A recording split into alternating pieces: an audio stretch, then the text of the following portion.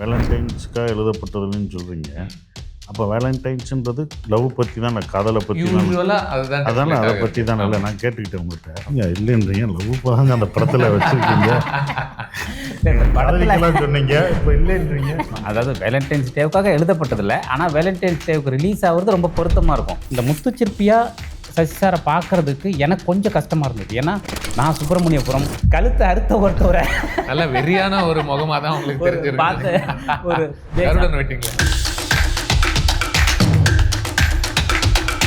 சமுத்திரக்கனி வச்சு போனாங்க, ஏன் தோல்வி இயக்குனர் வச்சு எடுக்கிறீங்க அப்படின்னு சொல்லும்போது, நான் வந்து டுட்டோரியல் காலேஜ் வச்சுருக்கேன்.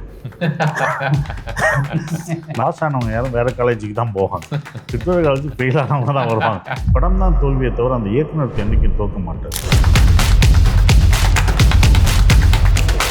இப்போது சோஷியல் இஷ்யூஸ் பற்றி நீங்கள், அதாவது ராஜமுருகன் அவர்கள் ஒரு படம் வருது அப்படின்னாலே உடனடியாக தெரியும், ஓகே, ஸோ கண்டிப்பாக இதில் ஒரு அரசியல் பார்வை ஸ்ட்ராங்காக இருக்கும். உலகத்தில் வந்து கிட்டத்தட்ட 450 கோடி மக்களுடைய மொத்த சொத்து மதிப்பு வெறும் 60,000 பணக்காரர்களுடைய சொத்து மதிப்பாக இருக்குது. இந்த இன்றைக்கி இருக்கக்கூடிய கிட்னி திருட்டுன்னு ஒரு விஷயம், நம்முடைய ஒரு உறுப்பை எடுத்து விற்கிறது இருக்குது பார்த்தீங்களா, அது வந்து ரொம்ப ஸ்டேஞ்சிங்கான ஒரு விஷயம். அது ஒரு சாதாரண எளிய மனிதர்களுக்கு நார்மலாக நடக்குது. ஒரு எளிய மனிதன் இந்த மாதிரியான ஒரு பெரிய ஸ்பேஸில் இருக்கிறவங்களுக்கு, ஒரு தவறான கண்ணோட்டத்தில் இருக்கிறவங்களுக்கு என்ன மாதிரியான ரிவெஞ்சு கொடுக்குறாங்கிறது தான் இந்த படம்.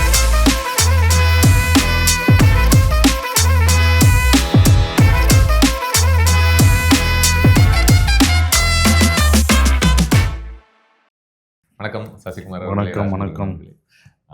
நம்ம சந்திக்கிறதுக்கான காரணம், உங்களுடைய ஃபிலிம் ரிலீஸ் ஆக போகுது வேலண்டைன்ஸ் டே முன்னிட்டு, இல்லையா? ஆமாம். ஆனால் அதுக்காக எடுக்கப்பட்ட படம் கண்டிப்பாக கிடையாதுன்னு நினைக்கிறேன், இல்லையா? ஆமாம். படத்தினுடைய பேர் மை லார்ட். இந்த ஃபிலிம் தான் நம்ம கான்டெக்ஸ்ட். பட் இந்த உரையாடல் எங்கெங்கெல்லாம் போகட்டும் அப்படின்னு நினச்சேன். ஓகே, பட் இன்னொன்று, வேலண்டைன்ஸுக்காக எழுதப்பட்டதுன்னு சொல்கிறீங்க. அப்போ வேலண்டைன்ஸுன்றது லவ் பற்றி தான், காதலை பற்றி தான். அதானே, அதை பற்றி தான். இல்லை, நான் கேட்டுக்கிட்டேன் உங்கள்கிட்ட. இல்லைன்றீங்க, லவ் பாங்க அந்த படத்தில் வச்சுருக்கீங்க, காதலிக்கலாம் சொன்னீங்க, இப்போ இல்லைன்றீங்க. அதில் காதல் இருக்குது, அதுவும் மனைவியை நீங்கள் எவ்வளோ அழகாக ரொம்ப நேசிக்கணும் அப்படின்றத அதை. அதாவது வேலண்டைன்ஸ் டேவுக்காக எழுதப்பட்டதில்லை, ஆனால் வேலண்டைன்ஸ் டேவுக்கு ரிலீஸ் ஆகுறது ரொம்ப பொருத்தமாக இருக்கும். அப்படியா? ஆமாம். ஏன்னா இந்த படம் வந்து ஒரு கணவன் மனைவிக்கு நடுவில் இருக்கக்கூடிய அன்பை பற்றி பேசுகிற படம். சூப்பர். ஸோ அதனால் அது ரொம்ப ரிலேட்டபிள் தான். ஸோ கல்யாணம் வந்து காதலில் இருக்கிறவங்க, கல்யாணம் ஆகாதவங்க தான் அன்பாக தெரிவிக்கணும்னு அவசியம் இல்லைல்ல. அந்த கல்யாணம் வந்து காதலில் வரும்னா இது ரொம்ப ரிலேட்டடாக இருக்கும். தெளிவாக இருக்காரு. அதுக்கான படம் தான். நான் ட்ரெய்லர் பார்த்தேன். அதில் அஃப்கோர்ஸ் நீங்கள் அணுகக்கூடிய யூஷுவல் சோஷியல் தீம்ஸ் கண்டிப்பாக அது இல்லாமல் இருக்க போகிறது கிடையாது, இல்லையா? ஒன்று எடுத்த உடனே ஐ திங்க் உங்கள் கதாபாத்திரம் இறந்ததாகவும், அரசு அப்படி பார்ப்பதாகவும், ஆனால் அப்படி ஒன்றும் நடக்கலையே அப்படின்ற ஒரு ஜோனுக்குள்ளே போகிற மாதிரி தான் தெரியுது. அதை பார்த்த உடனே நான் நினச்சேன், என்னடா சாவு கீவன் சொல்லிட்டு நேராக வேலண்டைன்ஸ் டே அப்படின்னு சொல்கிறாங்களே அப்படின்ட்டு. பட் இப்போது ஐ பெட்டர் அண்டர்ஸ்டாண்ட் இட் நினைக்கிறேன். இந்த படத்துக்குள்ளே நம்ம இறங்குறதுக்கு முன்னாடி இல்லை, மேபி சசிகுமார், நீங்கள் ராஜமுருகன் அவர்களுடைய படங்கள் பொறுத்த வரைக்கும் நீங்கள் ரசித்தது என்ன? உங்களுடைய மரியாதை என்ன அந்த படங்கள் மேலே இது வரைக்கும் நீங்கள் பார்த்தது? முதல் அவருடைய வட்டியும் முதலும் அந்த புத்தகம் படிச்சுட்டு தான் நாங்கள் பேசினோம். இரா சரவணனோட ஆஃபீஸுக்கு கூப்பிட்டு வந்தார். அப்போ நான் படம் பண்ணும்போது குக்கு படத்தை நான் தயாரிக்கிற மாதிரி இருந்தது அந்த டைம். அவர் அந்த கதை எனக்கு சொன்னார். அப்போ தான் அந்த கதை பண்ணும்போது, நான் இப்போ பசங்க பண்ணி முடித்த அந்த டைம் வந்து இவர் வந்து அந்த கதையை சொன்னாங்க. அப்போ இதை பண்ணுவோம் அப்படின்னு பேசிகிட்டு இருக்கும்போது, அதுக்கப்புறம் இன்னொரு சந்திப்பில் சார் சங்கர் சார்கிட்ட கதை சொன்னோம். அது வந்து எனக்கு அவங்க பண்ணுவோம் அப்படின்னு சொல்லியிருக்காங்க. அப்புறம் தாராளமாக பண்ணுங்கள், சங்கர் சார்னா பெரிய பேனர், நீங்கள் பண்ணுங்கள் அப்படின்ற ஒரு. ஏன்னா வட்டி முதலும் படிச்சுட்டு தான் நாங்கள் மீட் பண்ணோம். அப்போ நீங்கள் பேசிகிட்டு இருக்கும்போதே அடுத்து ஒரு கதை பண்ணியிருக்காரு அப்படின்னு சரவணன் சார் சொல்லி, அப்போ வந்து அந்த குக்கு கதையை சொன்னார். அப்புறம் தான் வந்து அது சங்கர் சார் அவர் பண்ணாங்கன்னா அப்படி போனது. அப்போ தான் எங்களுக்கு தெரியும், பரிச்சயமானது. அப்புறம் நிறைய படம் பண்ணணும்னு நாங்கள் பிளான் போட்டுகிட்டே இருந்தோம். ஒரு படம்லாம் போய் அதுக்கப்புறம் அது தயாரிப்பு நடிக்கிறதுக்கு, அதுக்கப்புறம் நடிக்கிறதுக்கு ஒரு படம் பண்ணணும்னு நினச்சோம். அது பண்ண முடியலை. அதுக்கப்புறம் தான் இந்த படம் எனக்கு வந்தது. இதை நாங்கள் பண்ணோம். Okay okay. அப்போ மறுபக்கமும் கேட்டுருவோம். நீங்கள் சசிகுமார் அப்படிங்கிற ஒரு நடிகர்கிட்ட வாட் இஸ் ஸோ யூனிக்னு பார்க்குறீங்க? இந்த நடிகர்னால பண்ணக்கூடிய விஷயங்கள் என்னவாக இருக்குது ஒரு இயக்குனராக நீங்கள் என்ன பார்க்குறீங்க? இல்லை, சசி சார் பொறுத்த வரைக்கும் நான் தேவி தேட்டரில் சுப்பிரமணியபுரம் படம் பார்த்தேன். ஸோ தேவி தேட்டருங்கிறது உங்களுக்கு சென்னையில் ஒரு மப்சல் ஃபீலை கொடுக்குற தேட்டர். ஐ திங்க் உதயம், தேவி தேட்டரு இங்கெல்லாம் வந்து சத்தியம் விட வேறு மாதிரி ஒரு வைப் இருக்கும். ஸோ வந்து சுப்பிரமணியபுரம் வந்து ஆல் சென்டரில் வேறு மாதிரி இருந்தது. பட் தேவி தேட்டரில் பார்க்கும்போது கிட்டத்தட்ட ஒரு மதுரையிலையோ திருச்சியிலையோ பார்க்குற ஒரு மூடு இருக்கும். ஸோ அந்த படத்தை ஃபஸ்ட் டைம், ஏன்னா சார் அதுக்கு முன்னாடி நான் விகடனில் இருந்தப்போ பார்த்துருக்கேன். ஜஸ்ட் அவர் வந்து ஐ திங்க் அப்போ வந்து சுப்பிரமணியபுரம் பண்ணுறதுக்கான ஸ்பேஸில் இருந்துகிட்டு இருந்தார். ஸோ அப்போ தான் அவரை நான் பார்த்துருக்கேன். ஜஸ்ட் ஒரு அறிமுகம் பார்ப்போம் அந்த மாதிரி. ஸோ சுப்பிரமணியபுரம் பார்த்தப்போ இந்த மனுஷனையா நம்ம அன்னைக்கு பார்த்தோம் அப்படிங்கிற ஒரு பெரிய பிரமிப்பை வந்து அது க்ரியேட் பண்ணிச்சு. ஒரு ஆல் டைம் கல்ட் இல்லை அந்த படம் வந்துட்டு. ஸோ அது ஒரு கிரியேட்டரா, ஒரு ஆர்டிஸ்டா, பாலாஜி சக்திவேல் சார் என்கிட்ட சொல்லுவார், சுப்பிரமணியபுரம் வந்து எல்லா ஆஸ்பெக்ட்லேயும் நீங்கள் திரும்ப பாருங்கள், டப்பிங்கு, சவுண்ட்ஸு, அதிலெல்லாம் வேறு ஒரு வேர்ல்டை க்ரியேட் பண்ணியிருக்கோம் அந்த படம், அது ஒரு ரெஃபரன்ஸ் அப்படின்னு சொல்லிட்டு. ஸோ அதுக்கப்புறம் நான் நிறைய தடவை அந்த படத்தை பார்த்துருக்கேன். ஸோ அப்படி பார்த்து பிரமிச்ச ஒரு கலைஞன் அவர். சமீபத்தில் கூட நாங்கள் 2 பேரும் சேர்ந்து அதை பற்றி பயங்கரமாக பேசியிருக்கோம், ஃபுல்லாக இறங்கி. ஸோ அது இத்தனை காலம் தாண்டியும், இத்தனை வருஷங்கள் தாண்டியும் இன்னுமே ஒரு பவர்ஃபுல்லான ரெலவெண்ட்டான ஒரு சினிமாவே இருக்கு. ஆமாம். ஸோ அந்த மாதிரி நான் சினிமா பண்ணுறதுக்கெலாம் முன்னாடி எனக்கு ரெஃபரன்ஸாக இருந்ததில் அவரும் ஒருத்தவர். அந்த மாதிரியான வரிசையில் அப்படிப்பட்ட ஒரு மனிதர். அப்போ அவரோட நம்ம சேர்ந்து ஒர்க் பண்ணுவோம் போது நமக்கு ஒரு சின்ன, ஏன்னா நமக்கு என்ன பிரச்சனைனா, எனக்கு வந்து நம்ம எழுதுகிற ஸ்கிரிப்டை வந்து ஒரு ஆர்டிஸ்ட் புரிஞ்சுக்கலன்னா கொஞ்சம் கஷ்டம். என்ன மாதிரி ஒரு ரைட்டர் எழுதுகிற ஸ்கிரிப்டை வந்து, ஏன்னா அதுக்குள்ளே இருக்கிற நுவான்சஸ்ஸு அதையெல்லாம் வந்து ஒருத்தவங்க கரெக்டாக புரிஞ்சிக்கலன்னா, டிஃப்ரெண்ட் ஆஃப் ஒப்பீனியன் இருந்ததுன்னா அது கரெக்டாக ஒர்க் ஆகாது. அதை நான் என்னோட எக்ஸ்பீரியன்ஸில். டிஃப்ரென்ஸ் ஆஃப் ஒப்பீனியன் எப்படி சொல்றீங்க? அரசியல் ரீதியாக சொல்கிறீங்களா? பொலிட்டிக்கலாக இருக்கலாம், இல்லை அதான் அதோடைய தன்மையை புரிஞ்சுக்கிறதா இருக்கலாம். இப்போது சாப்ளின்ட்ட வந்து ஒரு தன்மை இருக்கும், ஒரு எக்ஸ்ட்ரீம் எமோஷனில் ஒரு ஹியூமர் பண்ணுவார். ஸோ அந்த மாதிரியான விஷயங்களை புரிஞ்சுக்கிறதுக்கு ஒரு தன்மை வேணும். இல்லை அப்படின்னா என்னங்க இந்த இடத்துல போய் காமெடி அப்படின்னா அது செட் ஆகாது. ரொம்ப சீரியஸான ஒரு விஷயம் போய்கிட்டு இருக்கு, இங்கே எதுக்கு அப்படின்னா அந்த நான் ஒரு காம்ப்ரமைஸ் ஆவேன். அப்போது நினச்ச ஒரு ஆர்ட் வந்து வராது. அப்போ அதை புரிஞ்சுக்கிறதுக்கு ஒரு அந்த ஸ்பேஸில் இருந்து அதை அணுகணும். அப்படிங்கும்போது இப்போ சைசாட்டை போய் நம்ம பார்த்து பிரமிச்ச ஒருத்தவர் இந்த விஷயங்களையெல்லாம் சொல்லி விளக்கும்போது டிஃப்ரெண்ட் ஆஃப் ஒப்பீனியன் வந்துருச்சுன்னா கொஞ்சம் கஷ்டம் இல்லையா வந்துட்டு அவர் இருக்கிற உயரத்துக்கு எப்படி. பட் அவரை மீட் பண்ணும்போது அது எல்லாமே உடஞ்சி போச்சு. ஏன்னா அவரோட உயரத்துக்கு நிகரான ஒரு எளிமை அவர்கிட்ட எப்போவுமே இருக்குது. ஸோ அது வந்து ரொம்ப கம்ஃபர்ட்டான ஒரு ஒர்க்கு ஒரு டைரக்டருக்கு.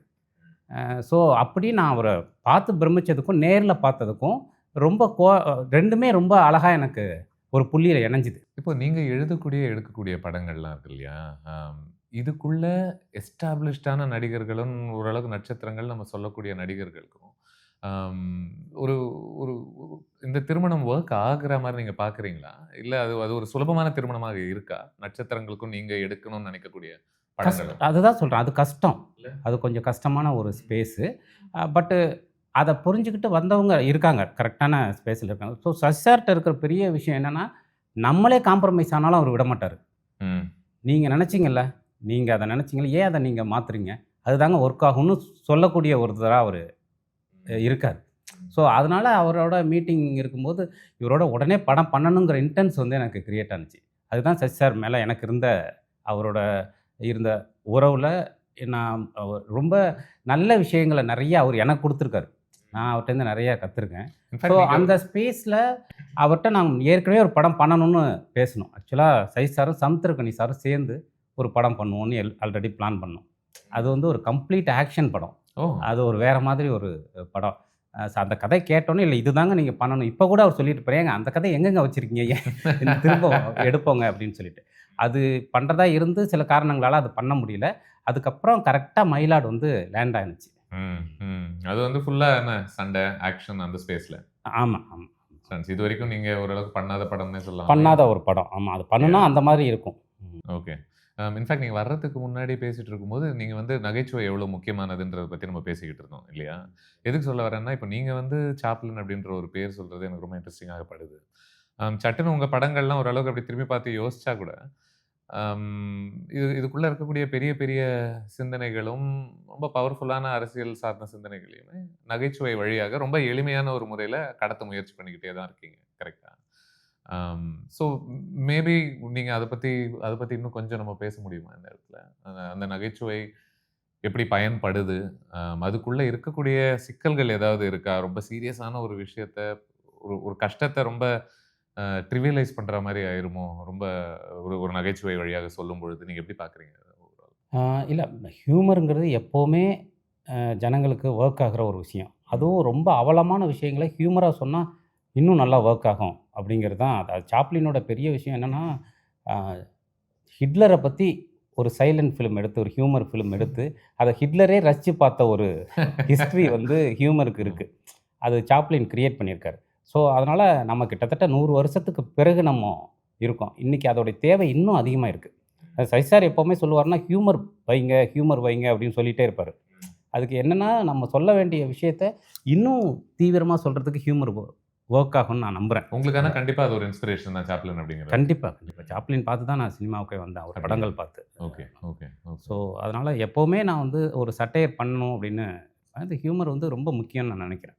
பெரிய எமோஷன்ஸ் சொல்கிறதுக்கு ஹியூமரை விட பெரிய வெப்பன் இல்லைன்னு நான் நினைக்கிறேன். ஏதோ ஒரு வகையில் அப்போ உங்களுக்கு பேசாமல் அந்த மாதிரி ஒரு சைலண்ட்டாக ஒரு ஃபில்ம் பண்ணால் எப்படி இருக்கும்? இல்லை சார், ஹியூமர்ன்றது என்னென்னா, அது யதார்த்தம்.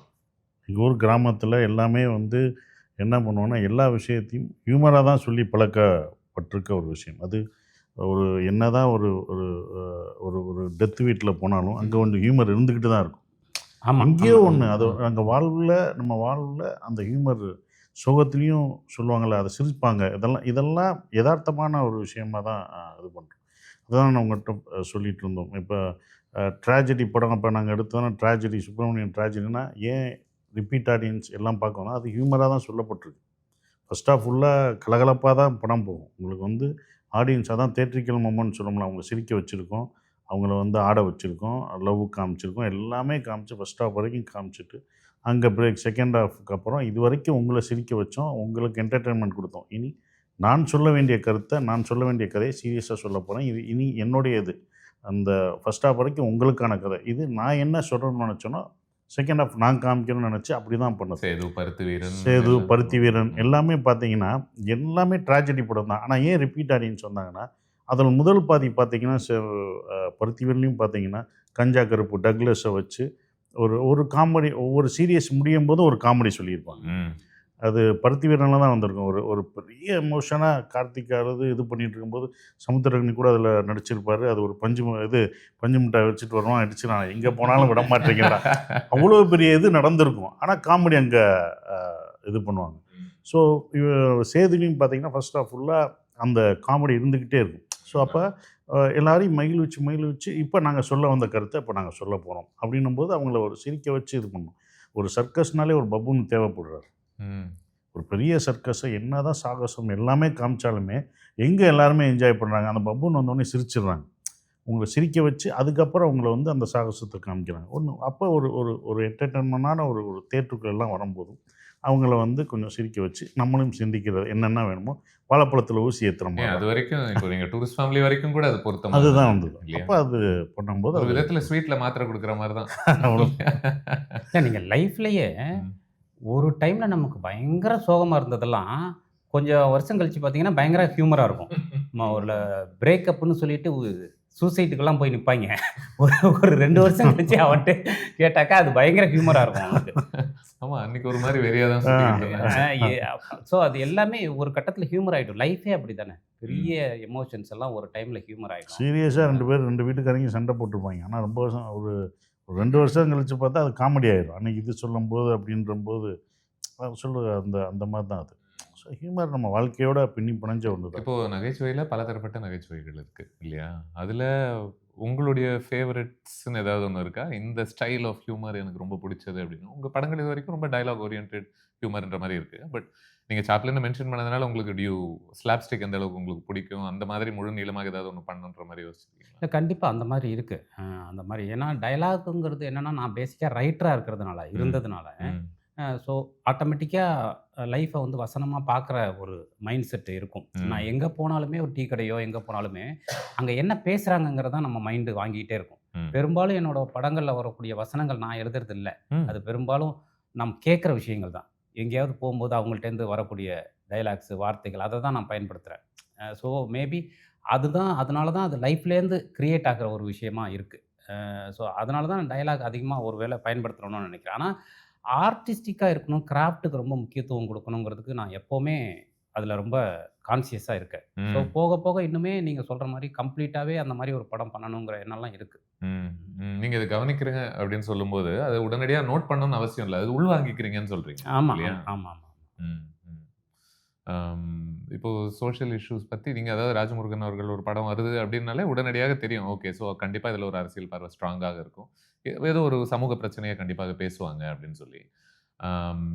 இப்போ இதுவே ஒரு விதத்தில் ஒரு ஒரு வேலி போல் உங்களுக்கு இருக்கா, இல்லை நீங்கள் அதை அப்படி பார்க்குறதில்ல, இதுதான் எனக்கு பிடிச்சிருக்கு, இப்படி தான் நான் பண்ண போகிறேன்ற மாதிரி நீங்கள் பார்க்குறீங்களா? ஏன்னா நீங்கள் எனக்கு தெரிஞ்சு நீங்கள் வேறு ஜென்ரலாக ஒரு லைட்டாக இதில் கொஞ்சம் அவ்வளோ ஸ்ட்ராங்காக பேசலைன்னாலும் ஒரு லேயராக இருக்குன்னு சொன்னால் கூட உங்களை விடுவாங்களான்னு தெரிலல.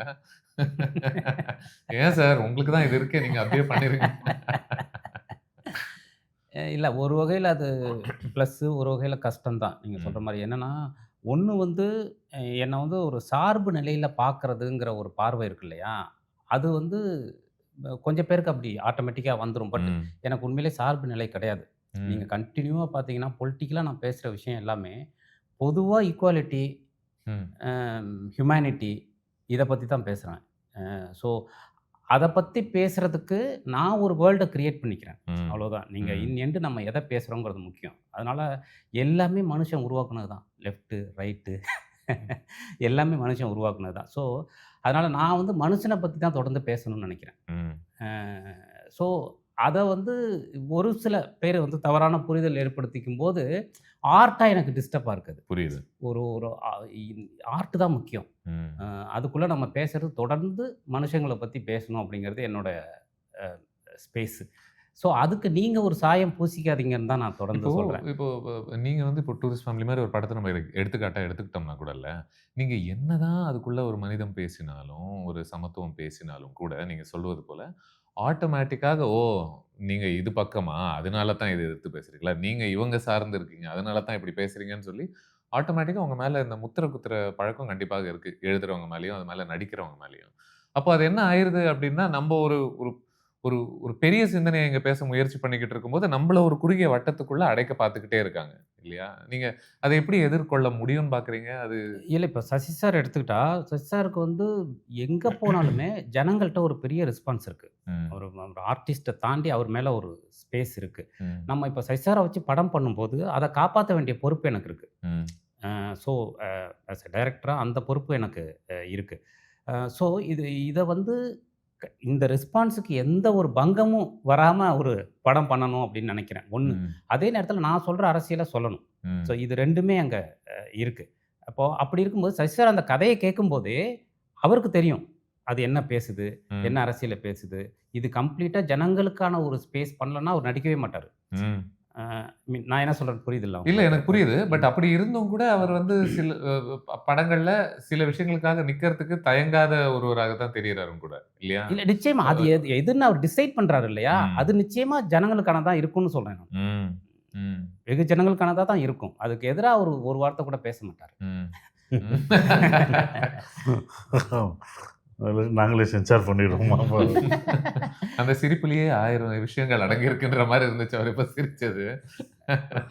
அப்படியே இவ்வளோ நம்ம பேசினதுனால இந்த படங்கள் அணுகக்கூடிய தீம்ஸ் என்ன, இஷ்யூஸ் என்ன, அதை பற்றி பேசலாமா? நீங்கள் சொல்லுங்கள் சார். அவருடைய இதுதான், நான் கதை சொல்லும் போதே நான் அவர்கிட்ட சொன்னது ஒன்று தான், இதில் எதையும் எனக்காக மாற்றாதீங்க. அதான் நான் அவர்கிட்ட சொன்னது, இந்த கதையை இது இப்படியே எடுத்துருங்க, இது எதையும் மாற்றாதீங்க.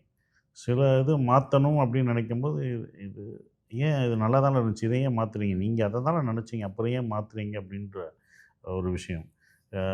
இதை வந்து கடைசி இந்த இந்த படம் மக்கள் அதான் சொன்ன மாதிரி ஈக்குவாலிட்டியை பற்றி பேசும். எல்லாம் சமம்னு பார்க்கணும், எல்லா உயிர்களும் சமம்னு பார்க்குற ஒரு விஷயம். ஹியூமனிட்டியை பற்றி இந்த படம் பேசுது, மனிதத்தை பேசுது. அதுதான் நான் சொல்கிறது, மனிதத்தை பேசுது. எல்லாம் சமம் அப்படின்ற ஒரு விஷயத்தை அவரோட ஸ்டைலில் அவரோட இதில் பொலிட்டிக்கலும் எல்லாமே கலந்து ஒன்று சொல்லியிருக்காரு. அப்படி தான் நான் பார்க்குறேன்.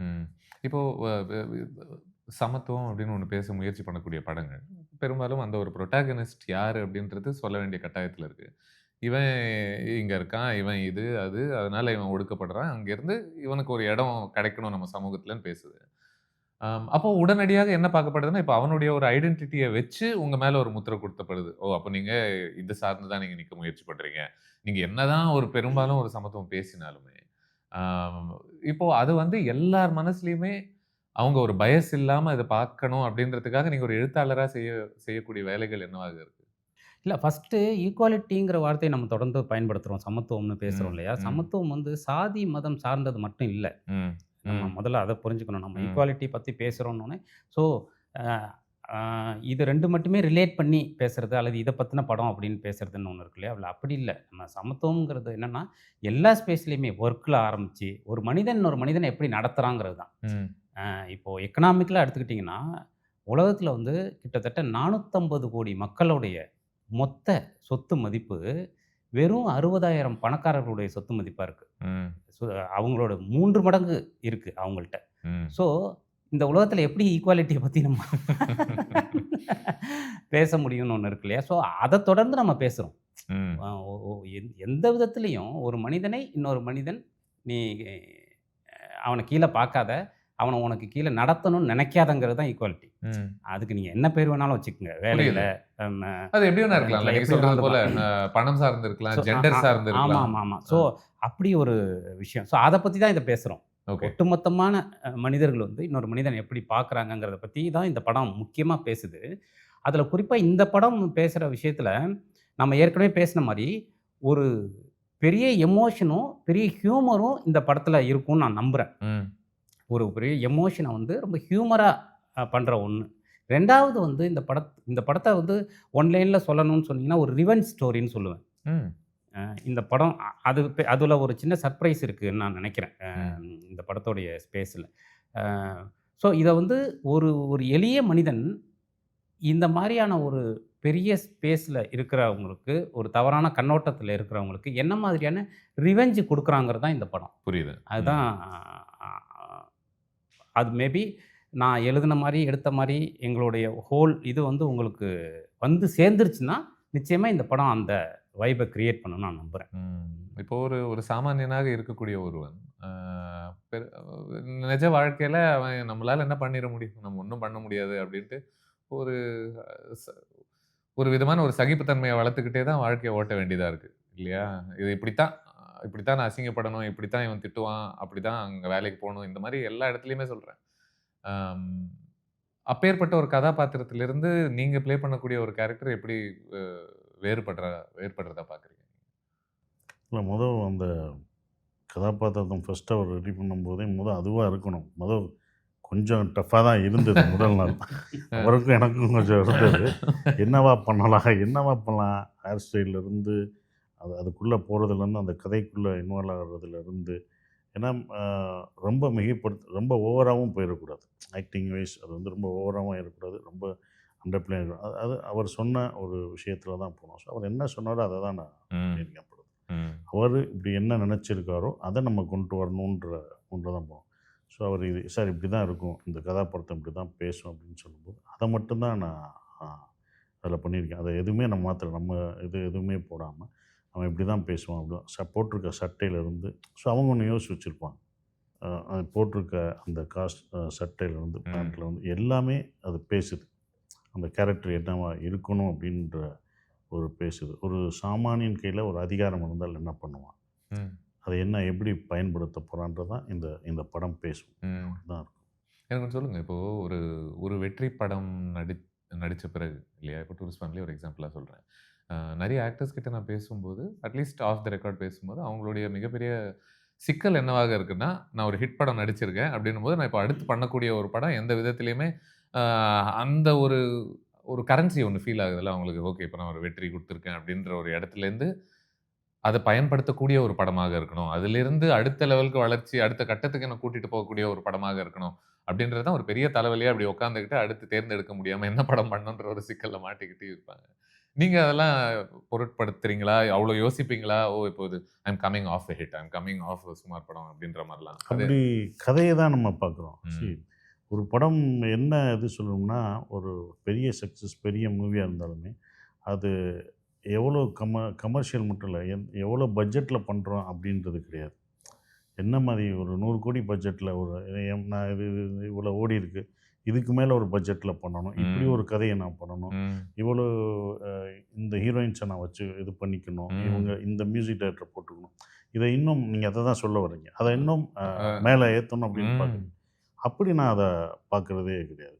நான் பார்க்குறது ஒரு கன்டென்ட்டா, ஒரு நல்ல ஒரு ஜானர், ஒரு நல்ல கன்டென்ட்டா, நமக்கு புடிச்ச கதையா ஒண்ணு இருக்கணும். ஒரு எளிமையான, ஏன்னா நான் பார்க்குறது ஒரு எளிமையான மக்கள போய் சேர்ற ஒரு விஷயம் தான். எளிமை ரொம்ப முக்கியமான ஒரு விஷயம் தான். ஸோ அப்ப அதான் அந்த வெற்றிய நான் மைண்ட்ல போட்டுக்கிறதே இல்ல. அடுத்த கதை என்னவோ ஸோ அத நோக்கி போயிடுறோம். இவங்க வளர்ச்சின்னு குடுக்குற ஃபார்முலாவெல்லாம் நீங்க அவ்வளோ அதுக்குள்ள சீரியஸாலாம் போறோம். அதனால தான் நம்ம இந்த எல்லா படங்களையும் நடிக்க முடியுது. உண்மை. நம்ம வேற வேற மாதிரி நடிக்கணும் அப்படின்ற வேற வேற விஷயங்கள், வேற வேற கன்டென்ட் நம்ம பண்ணணும் அப்படின்றது. அது வெற்றி குடுக்கும். ம். அதுதான் வெற்றி குடுக்கும். உங்களுக்கு என்னன்னா, எல்லா படமும் ஓடிடாது. எல்லா 100 கோடி, 200 கோடி பண்ற படங்கள் ஓடுறதில்ல. ஆனா சின்ன பட்ஜெட்ல பண்ற படங்கள் ஓடுது. 100 ம். கோடிக்கு ஓடுது. ம். 10 கோடி பண்ணி 100 கோடிக்கு ஓடுற ஒரு விஷயம். இது. அப்ப இங்க மணிய கால்குலேட் பண்ணக்கூடாது. படம் தரத்த தான் இது பண்ணணும். ம். என்ன மாரி படம் நம்ம பண்றோம்? அது ஆடியன்ஸ் கனெக்ட் ஆகுறாங்களா? அவங்களுக்கு பிடிக்குதா? அவங்களும் அத பார்க்குறதில்ல. நான் ஒரு தியேட்டருக்கு ஆடியன்ஸ் படம் போறாங்கன்னா, அவங்க இது இவ்வளோ பட்ஜெட்ல இவ்வளோ பிரம்மாண்டமா பண்ணியிருக்காங்க அப்படின்லாம் பார்க்க வரல. ம். அவங்களுக்கு அத சாட்டிஸ்ஃபை பண்ணுதா? என்டர்டெயின்மென்ட் பண்ணுதான்றத தான் பார்க்குறாங்க. ம். அது ஸோ ஈவன் விஷுவலா கூட எந்த விதத்திலயுமே இப்போ சசிகுமார் அப்படின்ற ஒரு நடிகருடைய ஒரு இமேஜ் இந்த லெவல்ல தான் இருக்கணும். ஈவன் அப்படி இல்ல. விஷுவலா அது நீங்க என்ன காட்டுற முறைகள்லயா இருக்கட்டும். நான் அப்படி இல்ல. அது கதை தான் தீர்மானிக்குது. ம். நான் தீர்மானிக்கிறது இல்ல. ஐ திங்க் நீங்க அப்ப முதல் படமே இயக்கி இருக்கிறதுனால உங்களுக்கு நான் இன்னும் சுலபமா இருக்குன்னு நினைக்கிறேன். நான் அதனால தான் என் படத்துல என்னன்னா, எல்லா கேரக்டர்ஸ்க்கும் முக்கியத்துவம் இருக்கு. ம். எனக்கு மட்டும் வரல. எல்லாருமே அத இது பண்றாங்க. நான் மட்டும் நடிக்கிறது இல்ல. எனக்கு மட்டும் நான் ஒரு நடிகனா இருந்தா அத தான் பார்ப்பேன். ஆனா ம். நான் ஒரு இயக்குனரா இருக்கறனால இவங்க என்ன பண்றாங்க? இந்த கேரக்டர் என்ன பண்றது அப்படின்னு. அப்ப எல்லா படங்களையும் பார்த்தோன்னா, எல்லா கேரக்டர்ஸும் என் படத்துல ஏதோ மனசுல நின்னுகிட்டு இருப்பாங்க. ஒரு 4 சீன் வந்தாலுமே அவங்க நிப்பாங்க. ம். ஸோ அந்த இம்பார்ட்டன்ஸ் அது இருக்கிறதுக்கு அந்த இது ஒரு ஹெல்ப். உங்களுக்கு இந்த படத்தினுடைய ஒரு கரு எங்க இருந்து கிடைச்சதா நீங்க பார்க்குறீங்க? அதனுடைய மூல சிந்தனை என்ன? இன்ஸ்பிரேஷன் என்ன? இல்ல ஒரு நியூஸ்ல இருந்து வந்தது தான் இந்த ஓகே. படம். கிட்டத்தட்ட ஒரு 5, 6 இயர்ஸ்க்கு முன்னாடி ஒரு நியூஸு. அந்த நியூஸ நான் இப்போ சொல்ல முடியாது. நீங்க படம் பார்த்தீங்கன்னா தெரியும். ஓகே. ஸோ அந்த நியூஸ்லேருந்து தான் இதோடைய இன்ஸ்பிரேஷன் வந்தது. ஓகே. அது ஒரு ம். Original news. பட் அந்த நியூஸ் மட்டும் எடுத்துக்கிட்டு அதுதான் சொன்னேன்ல 2 பேர் சம்மந்தப்பட்ட ஒரு கதை இது. ம். அதாவது இப்போ ஒரு சாமிய பார்க்கறதுக்கு சபரிமலை போனோம்னா 8 மணி நேரம் நம்ம நிக்கிறோம். ம். ஒரு நார்மலா நானே நான் அசிஸ்டன்ட் டைரக்டரா இருந்தப்போ, அதுக்கு முன்னாடி இருந்தப்போ போனா 8 மணி நேரம் நின்றுருக்கேன். ம். அதுக்கப்புறம் இன்னைக்கு நம்ம போனோம்னா, நம்மளுடைய இன்ஃப்ளூயன்ஸ்ல நம்மள குறுக்கு வழியில டக்கு டக்குன்னு கொண்டு போய் அந்த 18 படிக்கு முன்னாடி நிறுத்துறதுக்கு ஆட்கள் இருக்காங்க. ஆ. அப்ப நமக்கு கில்ட்டா இருக்கும். இத பண்ணக்கூடாது அப்படின்னு ஒரு ஸ்பேஸ் தோணும். பட் இந்த ஸ்பேஸ்ல இருக்கக்கூடிய 2 பேர், அந்த 8 மணி நேரத்துல கடைசி வரிசையில நின்னுகிட்டு இருக்கிற ஒருத்தவன், ரொம்ப ஈஸியா போய் சாமிய பார்க்க முடியிற ஒரு நபர். இவங்க ம். 2 பேரும் சந்திக்கிற ஒரு புள்ளி தான் மயிலாடு. ம். அ ம். So how interesting. A so இந்த ஸ்பேஸ்ல ஒரு நியூஸு அந்த 2 பேர் சம்மந்தப்பட்ட ஒரு நியூஸ் கிடைச்சது. அதுலேருந்து உருவான கதை தான் இது. அப்புறம் அந்த கதைக்குள்ள நான் பார்த்த நெறைய விஷயங்கள கொண்டு வந்து எனக்கு நான் பேசிக்கா ஜேர்னலிஸ்ட்டா இருந்ததுனால, ம். எனக்கு அது ஒரு ப்ளஸ்ஸு அது மைனஸும் கூட. என்னன்னா, ஒரு கதை எழுதும்போது, நாம பார்த்த நெறைய வேர்ல்டு அதுக்குள்ள கனெக்ட் ஆகும். ம். ஆனா சினிமா 2 மணி நேரம், 2 1/2 மணி நேரம் தான். ஆமா. ஸோ அந்த கிராஃப்ட் ரொம்ப முக்கியம். ஸோ அதுக்குள்ள எத மட்டும் சொல்றதுங்கிற ஒரு ஸ்பேஸ் இருக்கு இல்லையா? அப்படி. ஸோ அதனால பொதுவா நான் படம் ஆனா நான் அந்த அந்த மாரி ஒரு ஸ்க்ரீன் ப்ளே பண்ணணும்னு விரும்புவேன். ம். இருக்கிற ஃபார்முலாவ பிரேக் பண்ணணும் அப்படின்னு சொல்லிட்டு. நம்ம ம். 5 நிமிஷத்துல கதை ஆரம்பிச்சிரணும். நம்ம ஒண்ணு வச்சிருக்கோம் பார்த்தீங்களா? ஆமா. ஒரு ஸ்க்ரீன் ப்ளே பேட்டர்ன். ஆமா. மேக்ஸிமம் அத பிரேக் பண்றதுக்கு நான் ட்ரை பண்ணுவேன். ம். ஆனா ரொம்ப என்கேஜ்டா பண்ணா தான் அத பிரேக் பண்ண முடியும். இல்லன்னா அது உல்டா ஆயிடும் இல்லையா?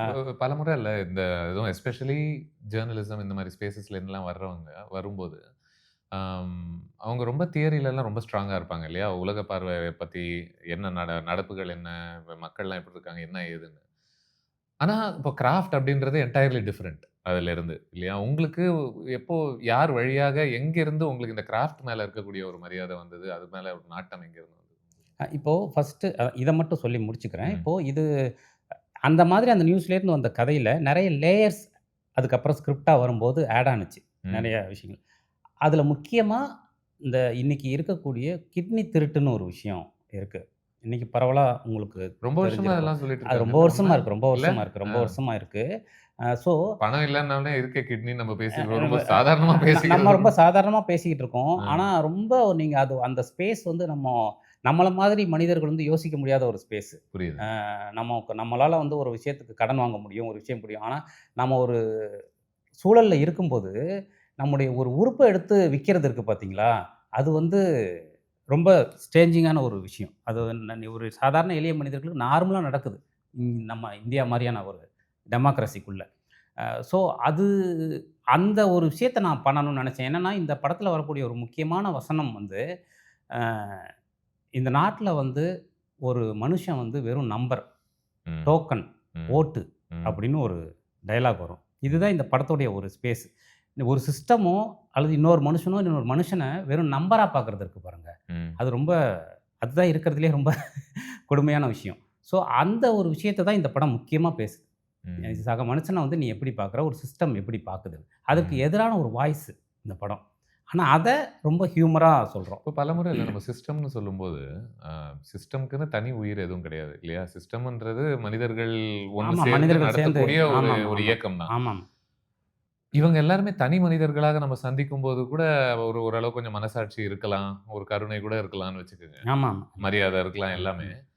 எது இவங்கள சட்டுன்னு ஒரு கொஞ்சம் கூட குற்ற உணர்ச்சியே இல்லாம பெரிய பெரிய கொடுமைகள் செய்ய முடியுது? அது எங்க இருந்து மாறுதுன்னு நினைக்கிறீங்க? இல்ல அது ரொம்ப முக்கியமான விஷயம். ஏன்னா நம்ம சிஸ்டம்னு பேசுறோம், கவர்மெண்ட்ன்னு பேசுறோம். அதனால தான் ஒரு படம் வரும்போது இந்த அரசுக்கு எதிரான படம் அல்லது இந்த ம். சிஸ்டத்துக்கு எதிரான படம் அப்படிலாம் கிடையாது. நீங்க சொன்னீங்கல்ல இப்போ ஒரு கிட்னி திருட்டுனா அது பன்னெடுங்காலமா நடந்துட்டு இருக்கு. பல பல வருஷமா நடந்துட்டு இருக்கு. அத பர்ட்டிகுலர் ஒரு விஷயத்துல கொண்டு போய் நம்ம இது பண்ண முடியாது. அப்ப ம். அந்த தவற வந்து ஏத்துக்கணும்னா எல்லாரும் சேர்ந்து ஏத்துக்கணும். ம்.